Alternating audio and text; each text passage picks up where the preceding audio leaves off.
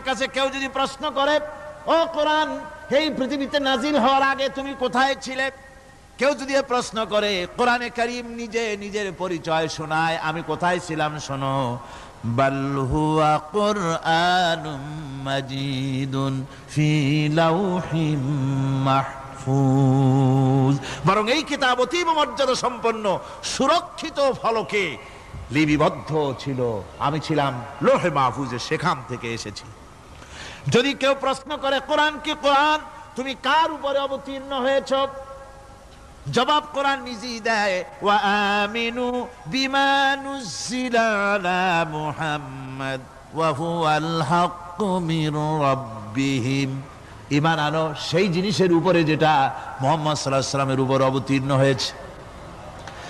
আবার অন্য আয়াতেও জবাব পাওয়া যায়, তাবারাকাল্লাযী নাযালাল ফুরকানা আলা আবদিহি লিয়াকুনা লিল আলামিনা নাযীরা, অতীব বরকতপূর্ণ মহান সত্তা সেই আল্লাহ রাব্বুল আলামিন, যিনি তার বান্দার পরে ফুরকান অবতীর্ণ করেছেন। সুবহানাল্লাহ বিহামদি। কোরআনের নাম আমি বলেছিলাম শুধু কোরআন নয়, অনেক নাম আছে। কোরআনের আরেক নাম ফুরকান। কোরআনের আরেক নাম কি? আল ফারকু বাইনাল হাক্কি ওয়াল বাতিল। কোরআন হচ্ছে সেই মহাসত্য যা মিথ্যা এবং সত্যের মধ্যে পার্থক্য সূচিত করে, মঙ্গল এবং অমঙ্গলের মধ্যে পার্থক্য সৃষ্টি করে, যা সত্য এবং মিথ্যার মধ্যে তাফরিকা সৃষ্টি করে, সত্যকে মানুষকে বুঝিয়ে দেয়, তার নাম হচ্ছে ফুরকান।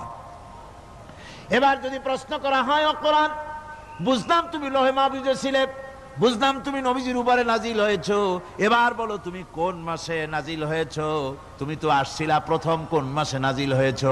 এ প্রশ্ন যদি কেউ করে, কোরআন তার জবাবে বলবে, শাহরু রমাদানাল্লাযী উনজিলা ফীহিল কুরআন, রমজানের পবিত্র মাসে আমি অবতীর্ণ হয়েছি। সুবহানাল্লাহ। যদি প্রশ্ন করা হয়, রমজানে তো আসছো, কিন্তু প্রথম নাজিল হয়েছিল কোন সময়? ওটা কি দিন ছিল না রাত ছিল? কোরআন তার জবাবে বলে, ইন্না আনজালনাহু ফি লাইলাতিল কদর, কদরের পবিত্র রাতে আমি এই পৃথিবীতে আমার আগমন ঘটেছিল।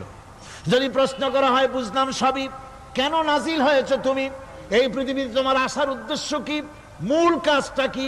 এই প্রশ্ন যদি করা হয়, কোরআনে কারীম তার জবাবে বলে, শোনো কেন এসেছি।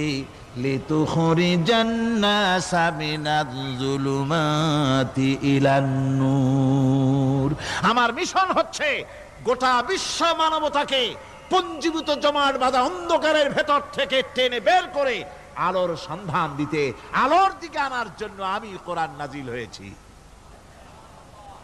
গোটা পৃথিবীর মানুষ আছে অন্ধকারের ভিতরে। কিসের মধ্যে? অন্ধকার কি? অন্ধকার হচ্ছে পুঁজিবাদ, অন্ধকার সমাজতন্ত্র, অন্ধকার ধর্ম নিরপেক্ষতাবাদ, অন্ধকার জাতীয়তাবাদ। মানুষের